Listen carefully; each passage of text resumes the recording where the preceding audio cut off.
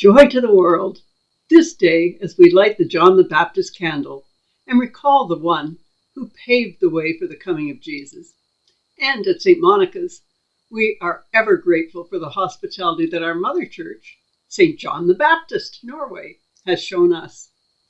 On this, the third Sunday of Advent, the theme is most appropriately joy.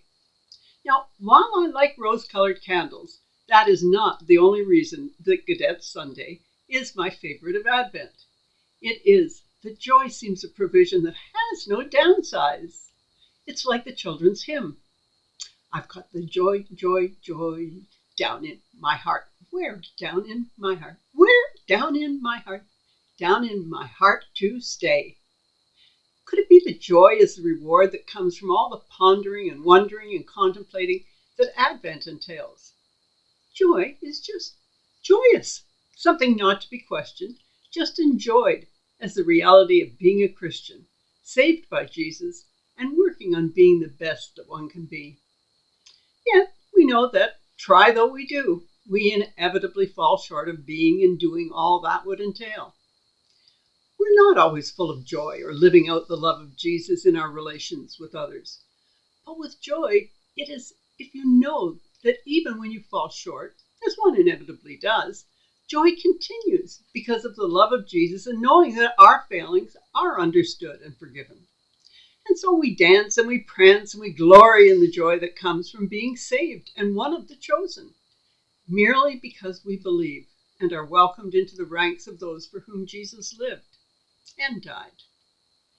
But is it enough that we can choose to live in that state of joy?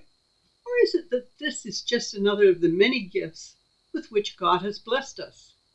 A gift that we are given so that others may see and know that we have something special, something that intrigues them and that they would like to claim for themselves.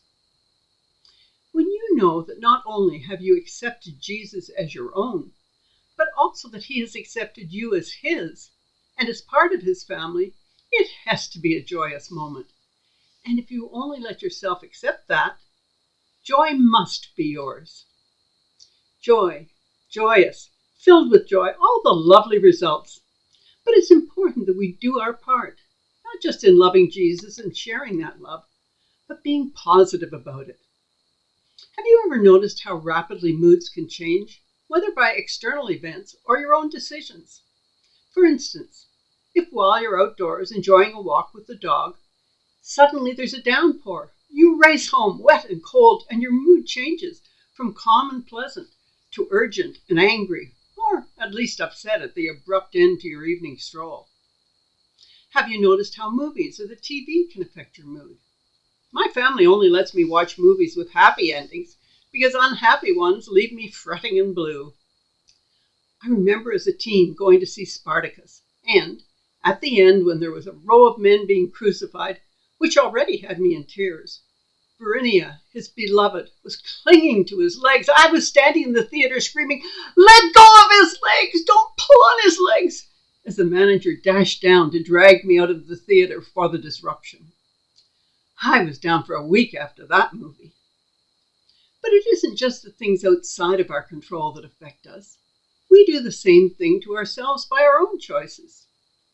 When you're in a race, you can be elated by the fun of the run and the effort you put out, or you can be depressed by the fact that you finished fourth and you're out of the ribbons.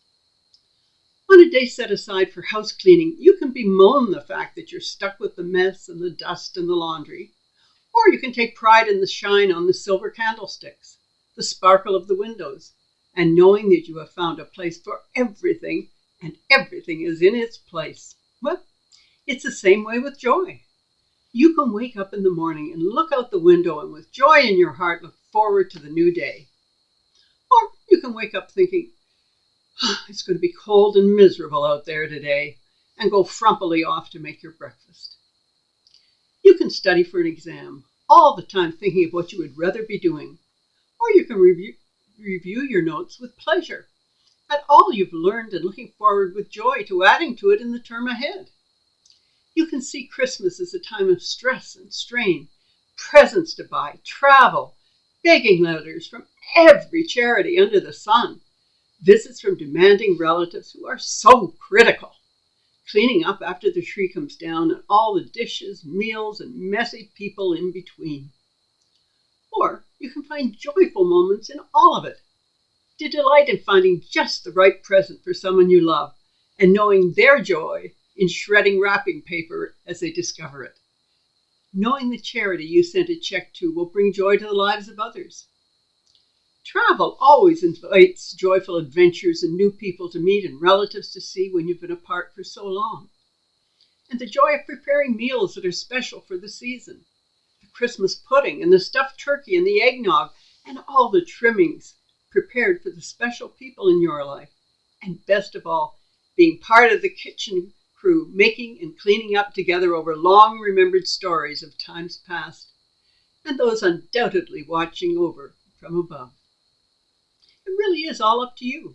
Do you find joy and happiness, or do you prefer the doer and complaining?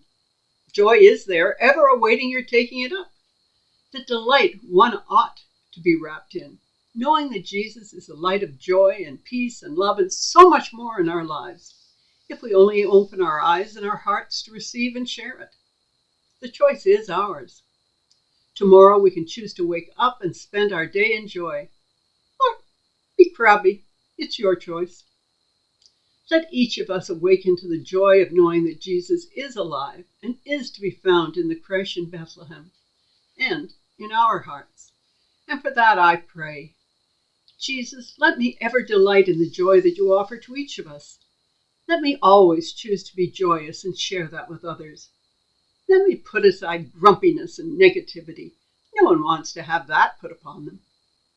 Thank you for all your gifts. And this day may I commit myself to ever delighting in the joy you give. So may it be. Amen.